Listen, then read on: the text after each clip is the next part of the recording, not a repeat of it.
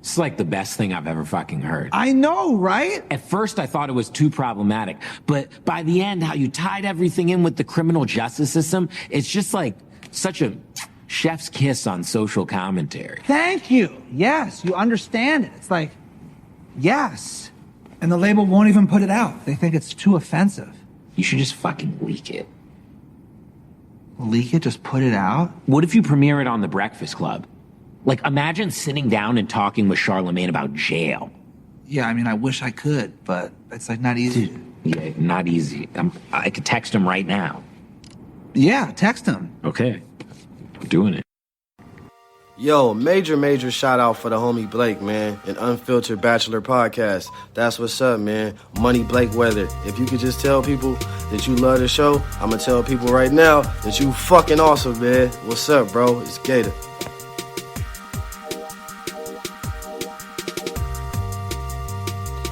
What is happening, everybody? Welcome to another episode, Unfiltered Bachelor. I'm your Unfiltered Bachelor, Blake Money Blakeweather. Welcome to the Breakdown series. And with me, as always, as we break down any series, and this one in particular, the Little Dicky Dave show, I have your favorite, I say it all the time, your guy on the fly, your neighbor with the flavor, maybe even your friend. Hey, or not. Guess what? It's Jeff. How's it going, folks? What is up, sir? How are you doing? Is that a knife in your hand? Yeah, I bought... so you know my dog's a Yorkie, so she is the tiniest fucking dog possible? Yeah. I bought her treats, but the petite treats are too big for her, so I have to cut them into smaller sizes so she can fit them in her mouth. I was about to say, don't put that knife in your leg. Yeah. No. Don't do it, Ricky Bobby.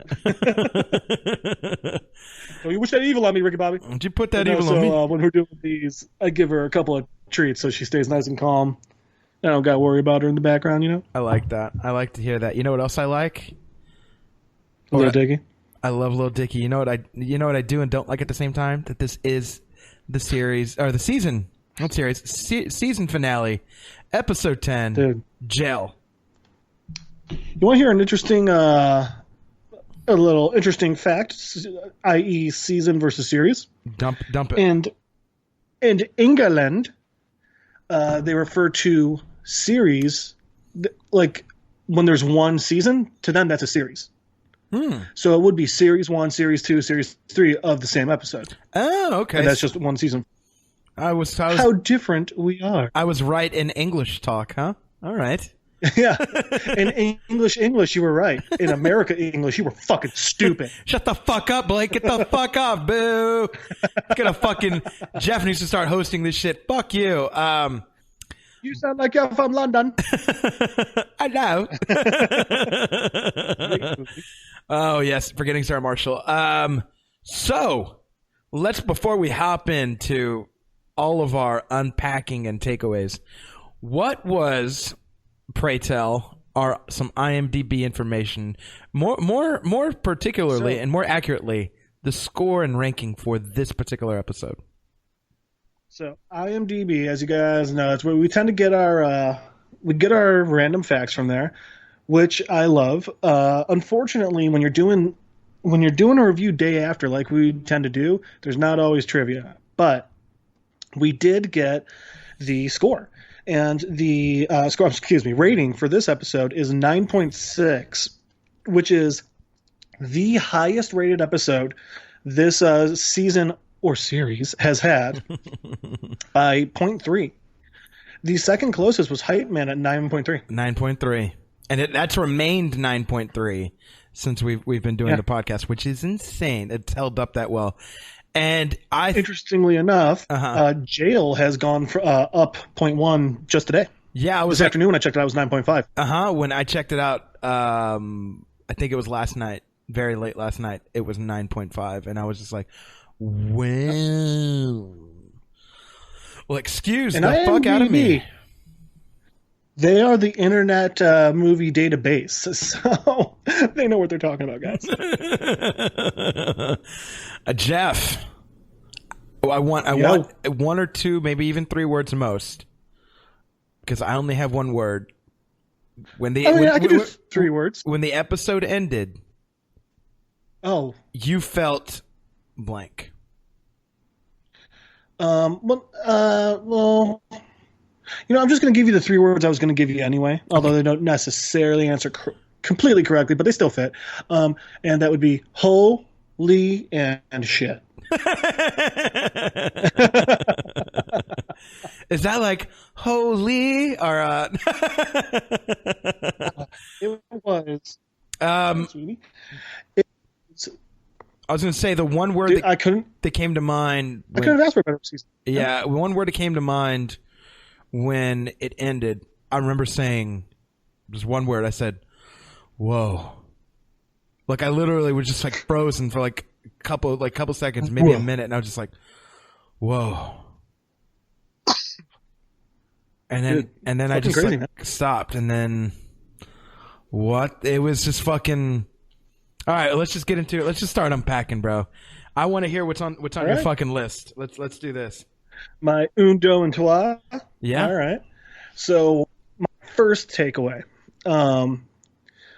Mike is so underappreciated. I mean, god damn, just the fact that as ridiculous as that goddamn song was, as the song Jail is, Mike's still sitting there and trying to work his magic and, be a producer or be a manager in that room and everything. And then Dave starts giving him that shit that he did outside there. I was getting mad at Dave for the way he was treating Mike, especially after we find out that Dave didn't even let Mike listen to the song before they went into that meeting. Yeah. Like, Dave starts yelling at Mike, and he's like, do your job. Your job is to get what I want. I'm sitting there, and I'm saying, no, he's your manager. His job is to manage you. And Dave was acting so childish and not, like, even giving Mike a chance to talk. It really, really pissed me off. But then, despite all of it, Mike was still backing Dave and doing what Dave wanted. By getting him on breakfast, like by, being there with him at Breakfast Club and everything. Mm-hmm. 2, dude, Charlemagne had it out for Dave the second he walked in that fucking studio. He fucking hated him. And, I mean, there's so many different reasons to hate him, but I'm wondering if one of the reasons was because the only reason Dave's there is because Benny calls in and is like, hey, you're putting him on. This unheard of rapper, you're putting him on. We're going to come back. We're going to come back to this point. I know Yep. We're going to come back to this. We're going to come back. Yep.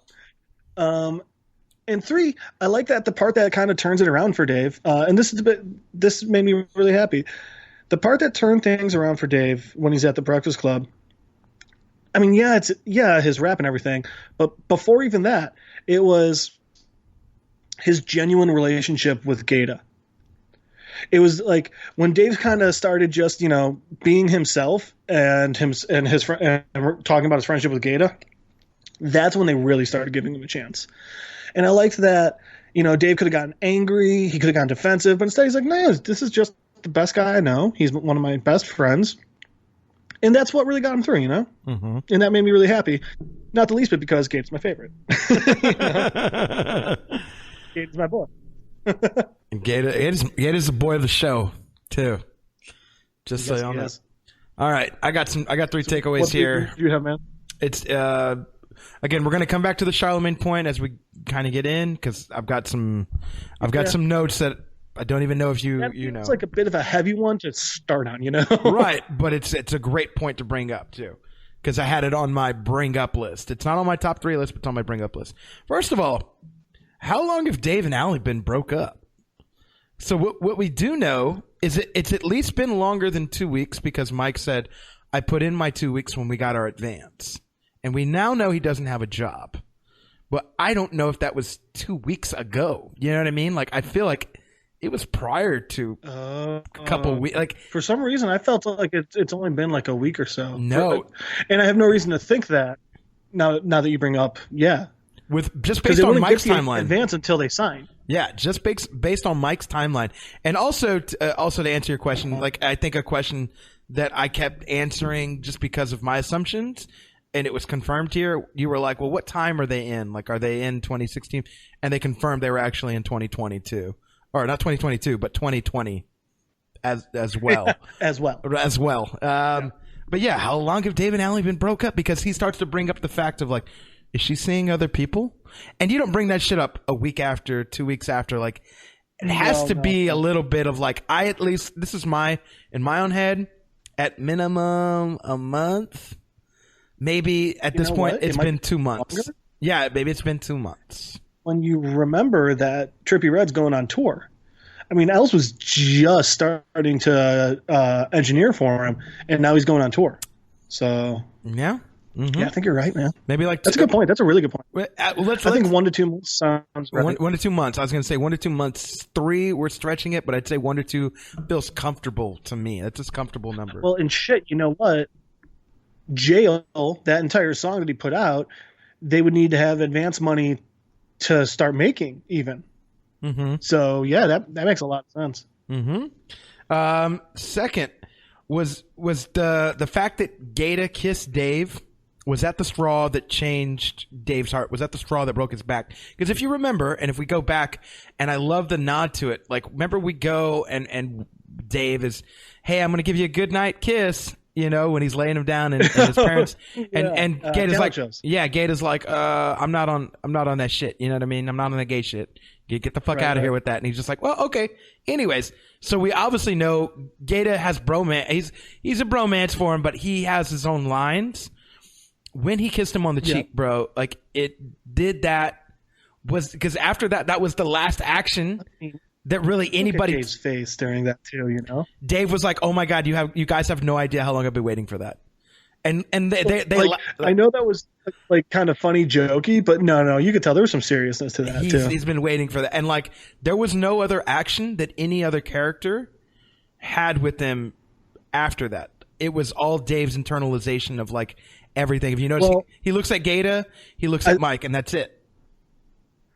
I think it was actually, I gotta disagree with you there because I think that he's been slowly coming. Oh wait, you said Straw that broke the camel's back. Right, that was it.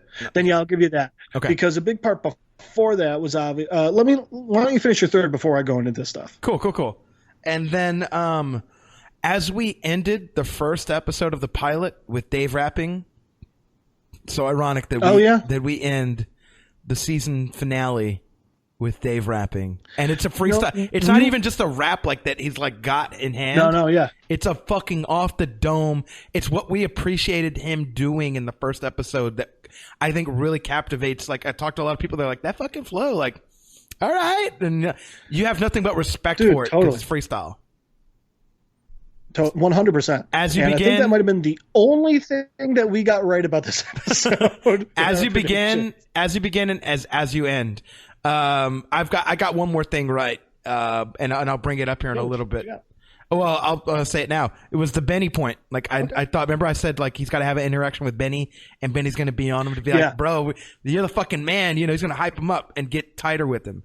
He really 100%. Did just in that small interaction. What I thought was really interesting was the Els portion of it, because we thought there was going to be maybe a blowout of some kind. Here's what we didn't get. So, and I think you're going to agree with me on all three of these. I got 3 what we didn't get.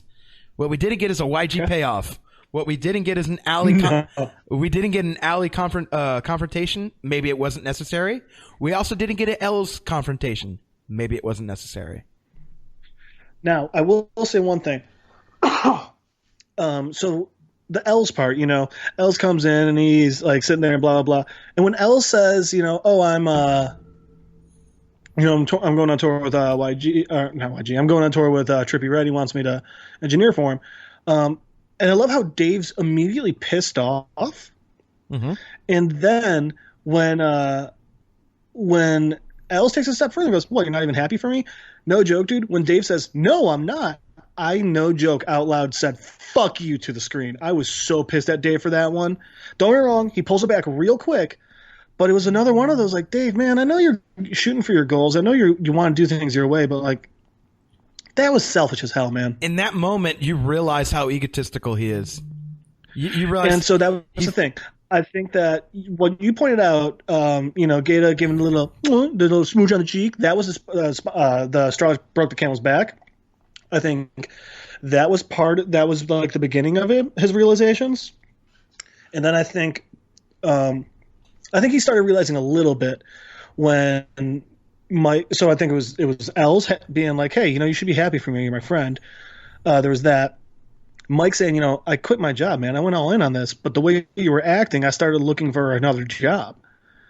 I think that was part of Dave realizing, like, well, I think that was Dave realizing, like a consequence of being as rigid as he was. Mm-hmm.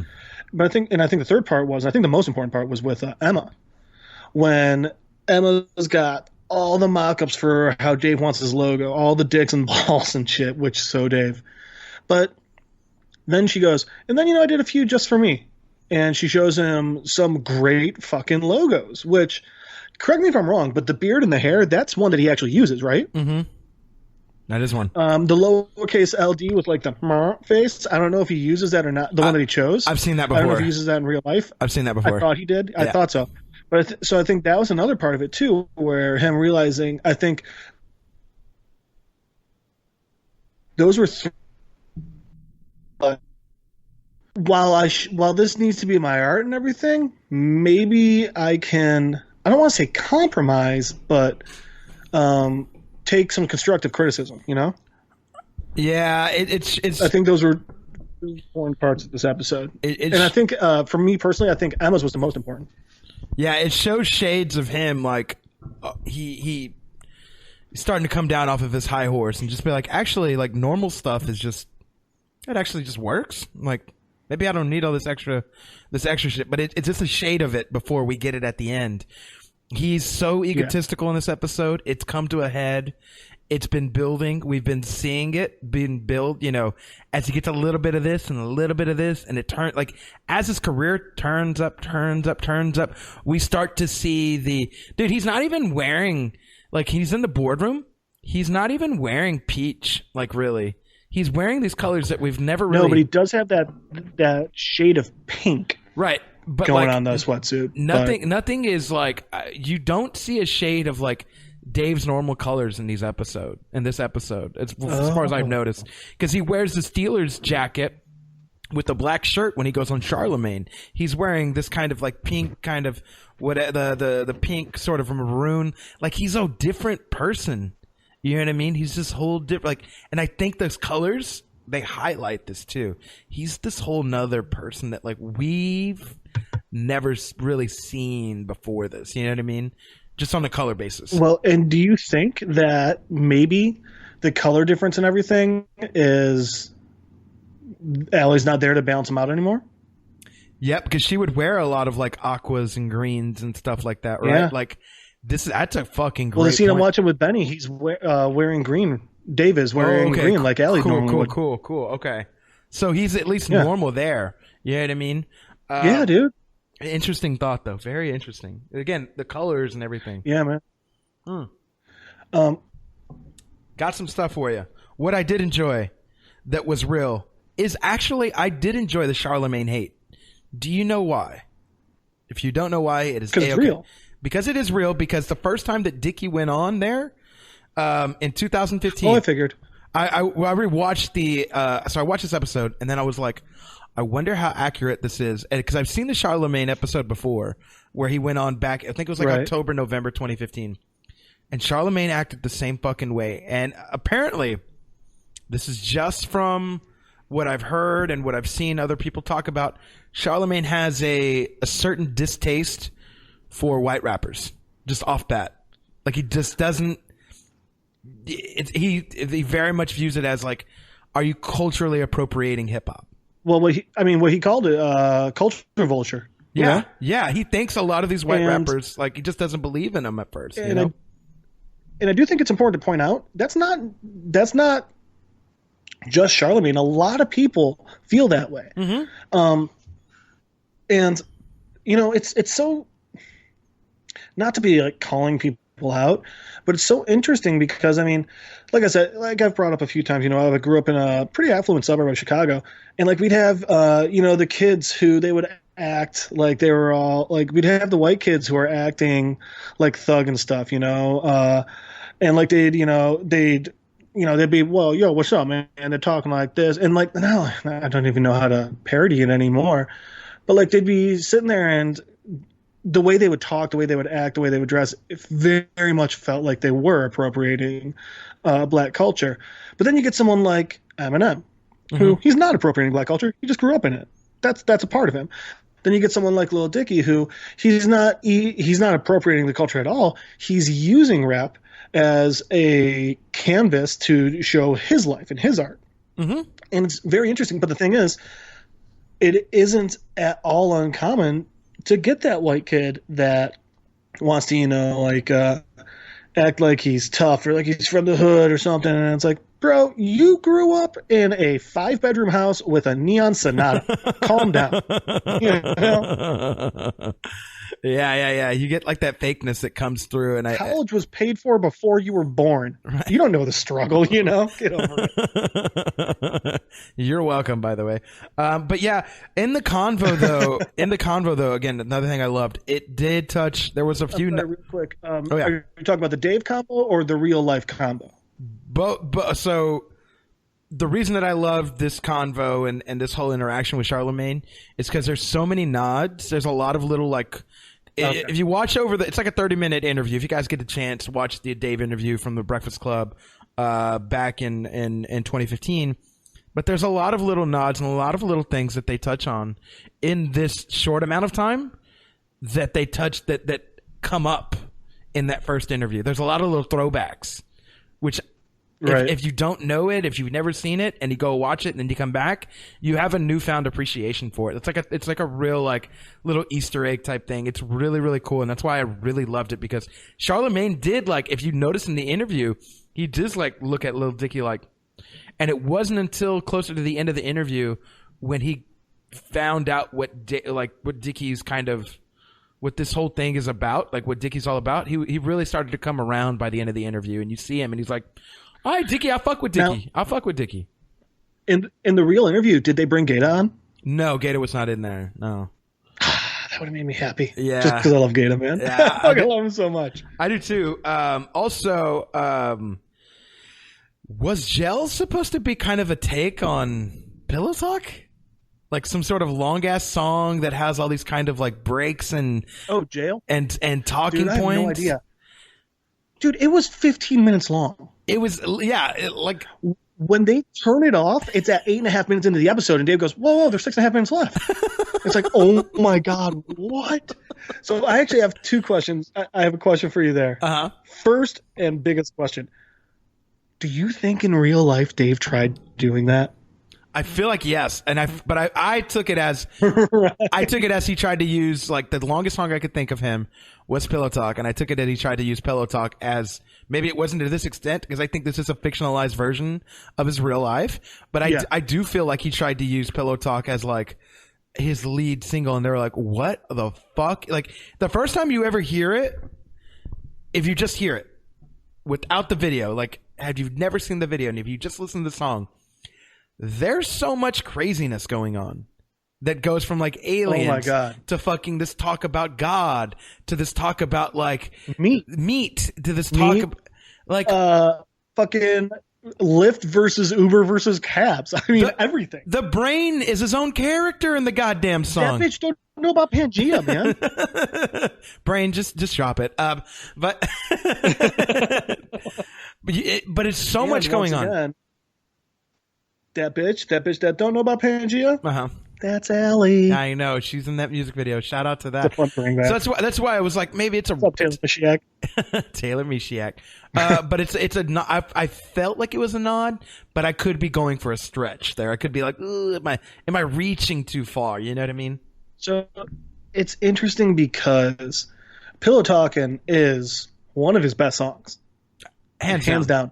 But trying to come out, no one's really heard of you. I mean, he had 20,000 views or something. That's nice, but in the rap game, that still makes you an unknown. Mm-hmm. So trying to come out with that one as your go-to, I don't know. And we do know that. Wait! Holy shit! He's wearing kind of a green. Yeah, I was gonna say I didn't think it was. Oh, you talking about with Benny? No, he's sitting with. Well, he's wearing that green then, but he's with Els, and he's wearing this jumpsuit that kind of has this sort of purpley peach and green on it. Oh. Interesting. I just saw this. Shout outs. This is Well, why that's we also watch the the most scene. comfortable. Well, remember, that's also the most comfortable spot he's got in this episode because he's in the studio getting ready to make music. Mm-hmm. And by the way, it's not a Raiders jacket; it's a 49ers jacket. I said it was because I'm at that scene now. I said 49ers. Oh, I thought you said. I'm sorry. I thought you said Oakland for some reason. No, you're good. So let me ask you a question, because Benny thinks that Jail's the greatest song he's ever heard. Yes. And you know what I seriously thought? I was like, let the song play. Like, I'm not even mad at this, but I do see why it's so offensive. But also Dave is insisting that, like, there is a point to this. And when Benny turned around, I go, this is either going to be one of two things. He's either going to tell him this is shit and it's going to be shit. Or if he tells him the song's really fresh, the song is probably really fresh and we don't even know how fucking, like, fresh it fucking is. You know what I mean? Well, I mean, so the come around is, like, we just hear 3 lines at the end of the song. Right. You know, right. like, did you know all along? What did you do? Did you know all along? Caramba. So, like, yeah, it is supposed to, I think it's clearly supposed to be like, and it is, as Dave pointed out, it's supposed to be kind of like a reflection on the criminal justice society in America, which, as we all can admit, super fucked up. But, so here's where some of my questions come into play. Mm-hmm. Because Dave doesn't have any fucking clue what Jail's like or what it's like to be on the opposite side and no one's believing you, no one's giving you the benefit of the doubt. And I'm wondering, is it cultural appropriation for someone like Dave to write a song about that? Or is he doing his, like, or if, like, does he do his research and, like, gets, like, his information correct? Is it I don't know what the opposite of cultural appropriation is. Is it, you know, is it an admirable thing for him to use his art and his voice platform to get this out there, you know? So there was that. That was my first question on it. And then my second question on it was, would it maybe have been easier to take if he broke it up into smaller songs? like, man, you're throwing a lot at us, man. Yes. Let us breathe between the tracks. You know? And the words because then also he could have been like, all right, how about this? And he goes to track 6, and track 6 is just the end of it. And it's like, all right, maybe we should go back and listen. Yeah, that's a lot to take in upon logging on. Yeah, I don't. That's the thing. Like, we don't know if it's cultural appropriation or if trying to shine a spotlight on this is admirable. But what we do know is Benny is, if anybody is the expert of music in the show, we do know Benny is the expert of music in the show. And if Benny is very true. If Benny says it's good, we are to believe, based on his expertise, that is a very good song, and we do not even know. And Benny even says when it started, he was like, "What the fuck?" But by the end, he was like, "This is the best song ever." Yeah, you know? I love it. I love it. How about this? You said you think that the original one was like pillow talking, right? Mm-hmm. Here's a just Hail Mary throwing it out there theory. What if Jail, the song that we hear, is the song he originally did try to pitch, and this is how he brought it to light and got people to be able to hear some of it? This is why that is so something he would do. This is why we need a soundtrack for this fucking show. Like, we now have some songs, dude. So, like, first of all, we know there's some songs that exist. We know that there's My Dick Sucks. We know that there's Professional Rapper, because he shows that to Benny. Benny's like, that shit. We know that there's this song. We know that we have John. And then we do know that Charlie, right? It's not Charlie? Oh, my bad, dude. And then we do know that there is that Alley song, because they replay the melody and when he texts her. There's also the sex song. I ate her ass. Oh, yeah, she came. I guess. Yeah. You know? So we know there's that one. So that's 5 songs. That's 5-6 songs right We'll there. say 4 because we're gonna take John out. No, John. I want to hear. I don't think you put John. I want to hear John. I do want to hear John. I just want to hear how shitty it is. Oh my god! But yeah, we know that there's quite a few songs that are in existence in this Dicky universe. And Dave, I want to touch on something. Give me a few moments of your time here, will you? We see Dave. This is the whole Dave Allie relationship now, which is nothing. But we see Dave do the thing that we all do. He goes to her. He's going to text her, and he doesn't end up texting her. And then he does. I love the shout-outs to Hulu. Shout-outs to Hulu for the product placement in this episode. You know what I was thinking was, man, how pissed would Hulu be if they did that with Netflix? I'm sure they were like, listen, if we're going to have it on FX, and we'll give you some decent money. You know what I mean? But it would have been funny also. But it's so then Dave does that thing that we all do, where if like an ex forgot something at our house, or if we're just texting them because I this thing, and so I changed the password on the Hulu account. It's this, and then he does this whole neurotic Dave thing about why he changed it and shit. And he ends it. He wasn't gonna, but he ends it with "miss you." Right? And she does that thing where she's typing, and you're like, oh, she's gonna what the fuck is she gonna say? Changes it to the fucking thumbs up on the fucking text. God damn it. For a second, I thought she was just gonna text back a "okay." I did too. But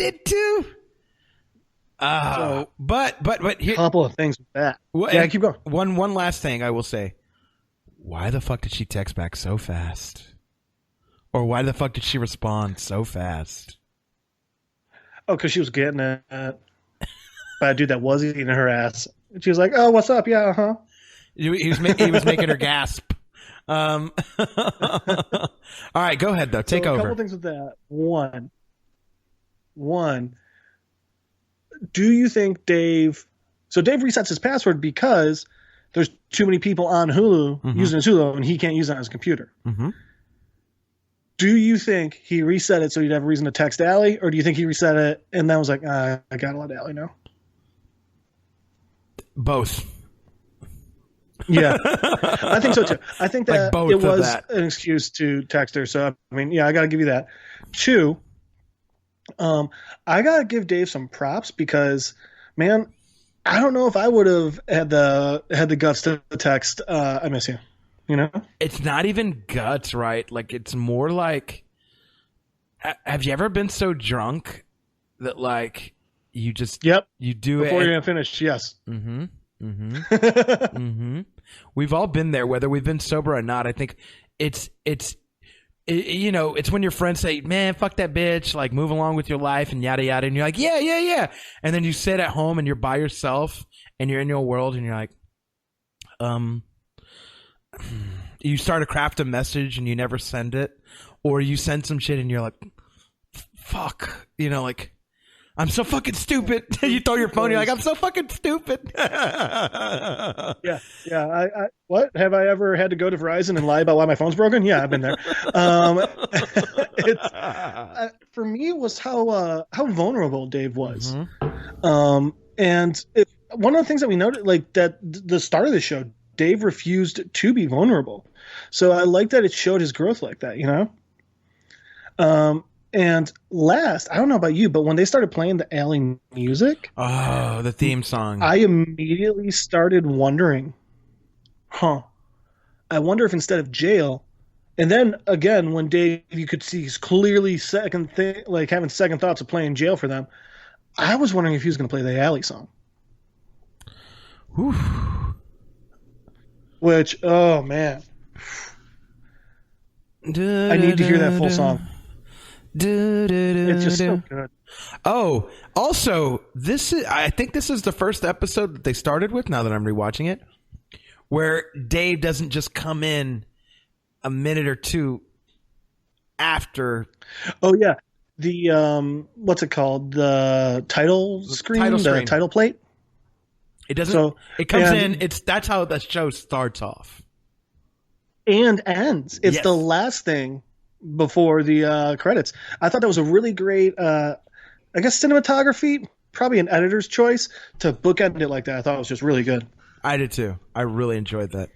The creative choices made on this episode to display just the vibe couldn't be any better, bro. Could not be any better. I loved it.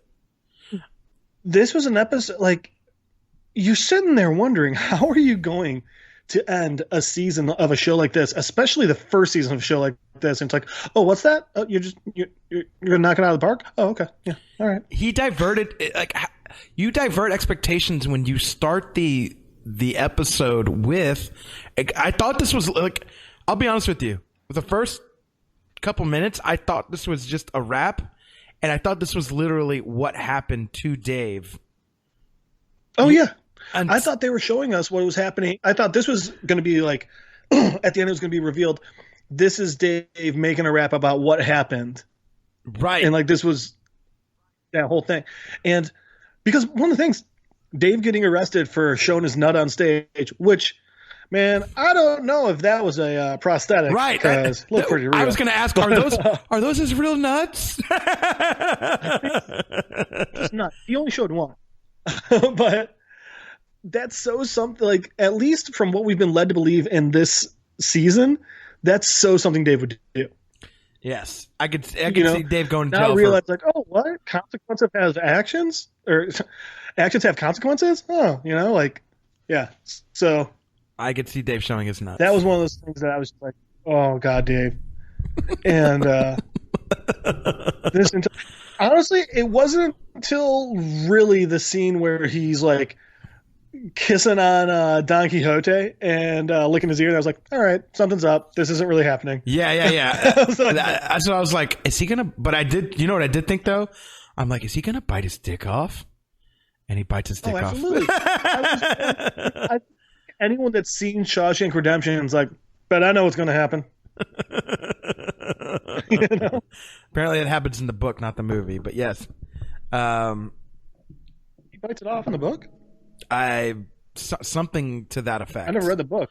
Something that I just remember him threatening it to the point so that they wouldn't do it. You know? I'll get lockjaw. Yeah. Apparently, there's some dark shit in the book. Anyway, it's fucking Stephen King, bro. It's not the happiest story. I mean, I told you it wasn't a happy story. But yeah, I remember watching this and I was like, what the fuck? I literally, dude, within the first 8 minutes, which is all a music video, a concept to the song that's playing, I literally it's jail. It's jail. Every other scene, I was like, what the fuck? What the fuck? Oh, what totally. the fuck? What the? I got louder, progressively louder, until I realized, oh, it's a song. Yeah. And by the way, the funniest part of it is when Dave's sitting there, he's like, well, what if I just offer to give him a head instead of having him rape and kill me? I mean, that's got to be way better. Da, da, da. The way they've built the Dave character, I don't know if Dave in real life is like this too, but the way they built his character, that so flows with his neuroticism. Yes. That I was like, yeah, Dave would totally be thinking this. I mean, I think he's going to be in for a real rude awakening, but. Right. It's so fucking great. And you rewatch the. All right. Here's a weird thing to point out about this, because I just showed on my screen. His blowjob sign-up list. The times are rather odd, aren't they? I don't know. I didn't read the times. 12. The times were 12, 12:15, 1, 1:15, 2, 2:15. Okay. He needs a break. That's a weird schedule you got there, brother. He needs a break, bro. In between dicks. I love how they named the Mexican Don Quixote. Yeah, which of all the scary gangbanger names, it's that's the exact opposite direction. You pick the one of Don Quixote fights windmills and protects not real princesses. Damsels in distress. Yes, he's an old fucking delusional man, which kind of he is in this. Which, by the way, is also one of my favorite stories of all time. Don Quixote, right? Like, he thinks a windmill's a dragon, and he attacks it with a fucking joust, and ends up flying around. Giant. Oh, that's right. A giant swinging a fucking big old club. Blake, do you know who you are? Who am I? You're Don Quixote.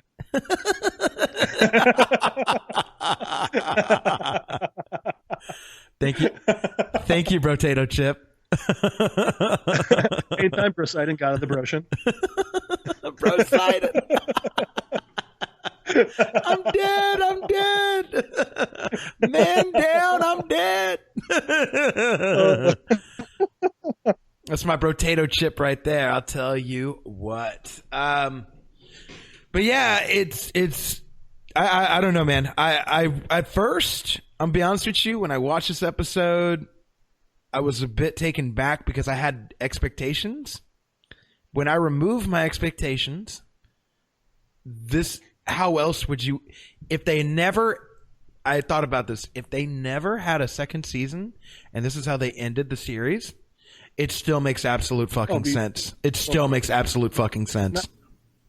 Not just that, but it would still be a perfect representation. Yeah. Yes. I mean, if they needed to, they finished Dave's story pre-Little Dicky. They did it. And they did it brilliantly. Yes. Like, and not a second was wasted in this entire show. No. I'm still just blown away with how much they fit into an episode, and even more on this one, which is literally two completely different stories in one episode. Mm-hmm.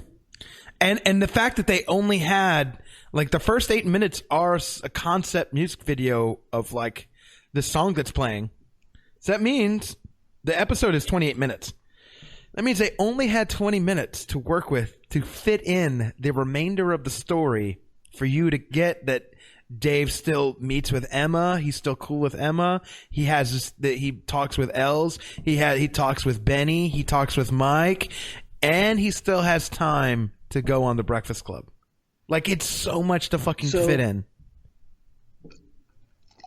One thing that I loved was how they had that whole Emma part, and it was how she was, I'm still going to be your friend. I'm still going to be her friend. I'm not going to talk about you to her, and I'm not going to talk about her to you. That's not cool. And man, I have been in that situation, and that's not a fun spot to be in, Mm-hmm. When a couple breaks up, but you're equal friends with both, and it's like, I'm not cutting either of you out of my life. I can't do that, That sucks. So I definitely was feeling Emma there. Yeah, I love both of y'all. Cannot do, and especially like we brought up a few episodes ago, she has ties to Els, so she fucks with the little Dicky connect. Els and Dicky are boys. Like that's a whole domino effect, right? That comes back. So she has to be very as bipartisan as possible.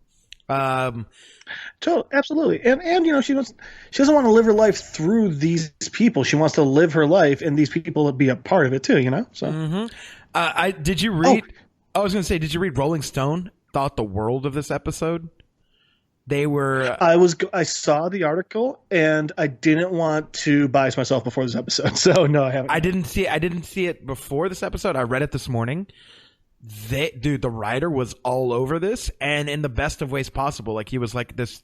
The series started off this whole kind of bro dick joke type way, and it ends with like these last few episodes really like nudging at the heartstrings. And like I'm like, it's absolutely that. And we'll get into it when we do our series, like the season review, because there's a lot going on from the first 5 to the last 5, I think. But 100%.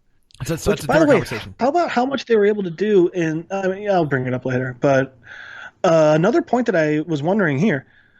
So they're in with the record label, and they're like, the one guy's like, as a black man, I am so horribly offended by this. And so you know what I wondered from that point? Why didn't Dicky ever talk to Gaeta then? It really surprised me that when this guy goes, as a black man, I'm offended by this, and Dicky's response wasn't to seek out Gaeta's thoughts on it. Mm-hmm. I don't know why, but that part always just kind of confused me. And maybe he did because you know what, Gaeta's there listening to the song when he's listening with Benny. He just walks out though. You could tell he was not happy though. Yeah, he was not happy about it. Like he was, yeah. Mm-hmm. But I think with Benny was the first time that Gaeta heard the whole song. Maybe. Because we already know he doesn't let Mike listen to him. Right. Like, why would he let... Well, he would have to let Gaeta because Gaeta's a hype man. Gaeta needs to remember. Gaeta needs to know. Gaeta needs to know the hype points. Gaeta Not necessarily if this is... Because this is before it's going to stage at all. So does Gaeta need to know this stuff? Yeah. Does he even know it exists yet? Yeah, I get your point. Interesting. Yeah. So let's wrap up this, and I'm going to ask you a question. 9.6. Is it deserved? 100%. I couldn't agree more. Honestly, I totally fucking agree. I was going to say it might go up. It might go up to 9.7. I don't see it going up to 9.8 just because, I mean, that's getting to crazy levels of perfect. Because you know what? I wanted more on the alley end of things. I did too. There's some things I wanted, but I like this. I was very happy with it. I'm blown away with how much every episode seemed to just like build and build and build and build on each other. You know, this is and that was an important thing I think about this episode. This episode was written by Dave. Yes, I think that is a very important point. And it was shot by Tony Yacenda, who did. He did the Save That Money music video, Freaky Friday, Pillow Talk. He's done a number of episodes in this season. Dude, those two work together so well. But yes, the most important of that, this episode was all written by Dave. How fucking impressive that this episode that's written by Dave is the highest ranked episode on IMDb. Insane, dude. Dude, totally. So let me ask you a question. What are your predictions, not for next season necessarily, but what do you predict will have happened between this episode and the beginning of the first episode of season 2? Dave's he's gonna be flashy, bro. He's gonna have like a new house or a new whip. He's gonna have some singles. He's gonna be trying to work on maybe he's either gonna be going on tour or working on trying to work on new shit and have already gone on tour. I don't know. Interesting. So I don't think he's gonna be done with the album. I think he's gonna be like a good halfway through. Oh. And I think Els is gonna be back from tour, and then Els is gonna come back into the group. You know. And I do think you're right. I think he's going to get some nicer stuff, like a nicer house and things like that. He's obviously going to be getting, some more feel with the girls and stuff. But I think we're going to come back with Dave doing another interview. Ooh. And it's about how, you know what? Maybe about how he's just about done with his first record. I like that. Yeah. I could see him on Sway and not on Charlemagne. So going to, because Sway fucking adores little Dicky, you know what I mean? Right. So I like that. I like that. He's just wrapping up, finishing. Yo, Dicky, you finishing up the new album? Yada yada yada. You know what I'm saying? Like that whole kind of vibe. Maybe something like, yo, Dicky. So we got your album dropping next Friday. You know? Right. Yeah. I think he did. And I think Els will be back. I hope Taco's back, man. Actually, that would make sense too, because I think he went on Sway shortly, it was like a week before the album came out. So if they did the Sway interview, that would be a throwback and a nod. That would make a lot of sense then. That would be a throwback and a nod to that. That'd be awesome. That would be cool.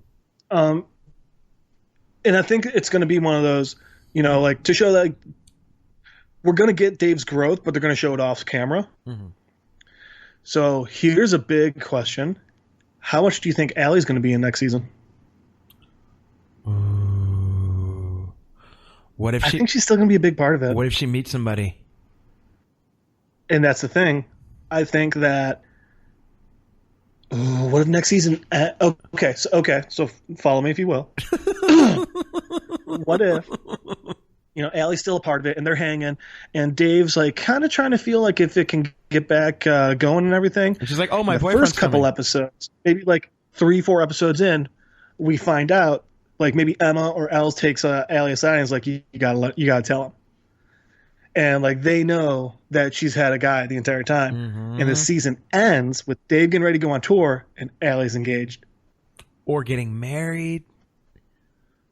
Bro. Because we know how long. I'm so excited. We know how long the season, like this 10 episode season, has gone. It's been some months. It's been some months. Oh yeah, man. It was at least 6 months on the Hype Man episode. We can only imagine how many more months from the Hype Man episode to now it's been. Hype Man was halfway through the season. It wouldn't be unrealistic to assume this has been a year. Yes, it would not. In the Dave world. Exactly. So what if those... I mean, shit. It's been, as at least what we're assuming, it's been 1 to 2 months just since the last episode. Mm-hmm. So it's not unheard of to be like, oh, this is a calendar year. Damn near. You know what I mean? Yeah. Damn near 11, 12 months. I think that's a... Yeah. So it's not unheard Obviously, of. Benny's going to be a lot bigger in the next season. Yeah, I think he's going to have a lot more... be in it a lot more. And so it's not unheard of to conceptualize Allie has a boyfriend in the next season, and she's getting married by the end of it, or fiance even. It's not unheard of. Dude, do you know how happy I would be if the last episode of the next season is just the music video for Molly, and then just like 28 minutes, and then just 25 minutes of static, just fuck you like that. Oh man. Oh, that would hurt my Dude, heart. I gotta so bad. throw back up. Holy shit! You know what I just realized? Yeah. Dave's in the airport. He's getting ready to watch Hulu, right? Do you know what he's getting ready to watch? No. Handmaid's Tale. Last episode. Throw back to the first so episode. You want to watch like the last episode and last episode when he was talking with Alien. He's like, "Hey, you want to watch last episode of Handmaid's Tale?" Right. Bro, there is a silly. It is ridiculous how much little things are here and there for you to miss. You know? Oh yeah. When Dave's on the bus to jail, did you see the guy sitting next to him with the teardrop tattoo? No joke, like that fucking big on his face. I didn't notice that. There's just little things like that. And I will say this episode's a lot more, and I feel like the last few episodes have been a lot more dramatic than the first episode. But we'll get into it with the season review and stuff like that. But there's a lot more drama that goes on. There's less throwaway lines of, like, man, what other Wayne do you know? And he's like, Brady, Wayne, Bruce, Gretzky, Wayne. Yeah. I say Bruce, yeah. But yeah, there's a lot less of those little silly lines and a lot more of like, it's drama, bro. It's little drama. You know what I mean? This is turned ahead, and I think this is well deserved of a 9.6. You know what I mean? I could not agree with you more. Could not be happier with how this season went. I mean, I learned things about Dave I didn't know, but also it kind of reinforced things I already enjoyed about him. Mm-hmm. It's Oh, and I want to shout out. You know? I want to shout out one more thing before we leave. To Gata, me too. I love you, Gata. Back to you. What? Dave is using an Apple computer, an Apple laptop. When he made his first album, he had an Apple, like an Air Mac fucking laptop. That's nice. That's what he made it his first album with. So that's a real small detail, small nod, like Easter egg. It is an Easter egg. I do remember him talking about he recorded his first album on a Mac, on a fucking Apple laptop, and I was like, I just noticed that right now. I'm like, holy fuck. All that to say, what a beautiful episode. If you guys have been with us throughout the journey of this, we're not over yet. It's not over yet. We've got one more episode. We're going to dig into the season as heavy as possible. Me and Jeff are going to do as much digging as we can to try and bring some good facts and bring some good carry out into this season review. Hey, Jeff, no pressure. But we're going to do our best to make it the best of all time. Bro, I'm going to be feeling some feels. I'm going to be feeling some feels on that next episode, man. But we thank y'all for joining us in this particular episode and taking time and staying safe during Rona season. and just hearing two old protein shakes over here talk about one of our favorite people doing what they do best, and that is this show. Jeff, where can people find you if they want to reach out? They can Skype me at Don Cheadle's driveway at littleDicky2.com. Call out to the second episode. They can try and find me on Facebook, or they can stand more than 6 feet away from me and try and yell at me. Unless you're one of those idiots from Michigan, then just leave me the fuck alone. But yeah, that's a whole different thing. You know what? I'm going to use, before I even get this, I'm going to use this line with people. When Dave tries to go up to fucking Charlemagne and give him a hug, and he's like, "No, man, I'll shake your hand." He's like, "Oh, you're not a hugger?" He's like, "No, I am. I don't know you." Actually, quick, before we bounce out of this, I love that so much. You know who it reminded me of? Jerry Seinfeld. Really? There was some red carpet event. Kesha runs up and tries to hug Jerry, and he goes, "Oh, no, that's okay," and he shakes her hand. And they try and get on Jerry's case for like, "Oh, what, you're not going to hug her?" And Jerry goes, "I don't know her. That's uncomfortable for me. Like, what, I'm just supposed to hug everyone now because I'm a celebrity? That's not cool. I have my own personal boundaries, my own personal bubble. Like, she's a great person. She was very nice, and I'm very glad to have met her, but I don't know her.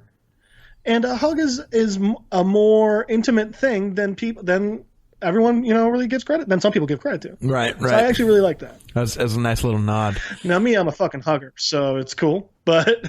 Yeah, I'm a fugger, too. Hey, some people aren't. I'm a fugger. That means I'm a fucking hugger. Yeah. He's like, yep, that's what it means. Well, and, everybody go follow Unfiltered Bachelor on Instagram, Facebook, Twitter. You could follow the podcast. If you're listening to this, please tell your friends to tell their friends to share the episode.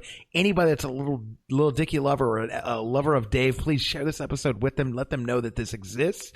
Please click like, write a review, give us a 5-star rating, whatever app you are listening to this. You can find us iTunes, Spotify, Stitcher, anywhere podcasts are. That's where we are. If you're listening to us somewhere else, and I've mentioned, I appreciate it. Just hit the subscribe button. That way you can stay close to what me and Jeff are going to do next as far as breakdown series go. Or if you want to hear some good old fashioned dating talk, you can just follow the normal episodes. You can follow me, Money Blakeweather, Facebook, Instagram, Twitter, Snapchat.